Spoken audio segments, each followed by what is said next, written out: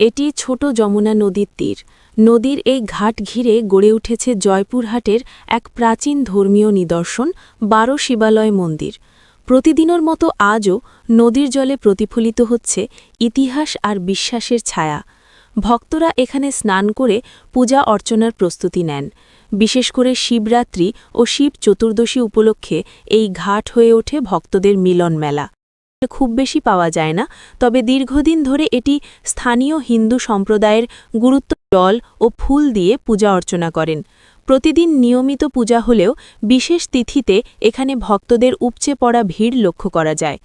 দূর দূরান্ত থেকে আগত ভক্তরা বিশ্বাস ও ভক্তিভরে এখানে প্রার্থনা করেন। কারো কাছে এটি মানত পূরণের স্থান, কারো কাছে পারিবারিক ঐতিহ্যের অংশ। শুধু ধর্মীয় আচার অনুষ্ঠানই নয়, শিবরাত্রি ও শিব চতুর্দশী উপলক্ষে এখানে বসে বর্ণাঢ্য মেলা। মেলায় থাকে বিভিন্ন ধরনের দোকান, মিষ্টান্ন, খেলনা, গৃহস্থালী সামগ্রী, ধর্মীয় উপকরণসহ নানা পণ্যের সমাহার। শিশুদের জন্য থাকে নাগরদোলা ও বিনোদনের ব্যবস্থা। স্থানীয় ব্যবসায়ীদের জন্যও এটি একটি বড় সুযোগ। কয়েকদিনের এই মেলাকে ঘিরে এলাকায় তৈরি হয় উৎসবমুখর পরিবেশ। ইতিহাস, ধর্মীয় বিশ্বাস এবং লোকজ সংস্কৃতির এক অনন্য সমন্বয় এই ১২ শিবালয় মন্দির। ছোট যমুনা নদীর তীরে দাঁড়িয়ে শতাব্দীর সাক্ষী হয়ে আজও এটি বহন করছে ঐতিহ্যের ধারাবাহিকতা।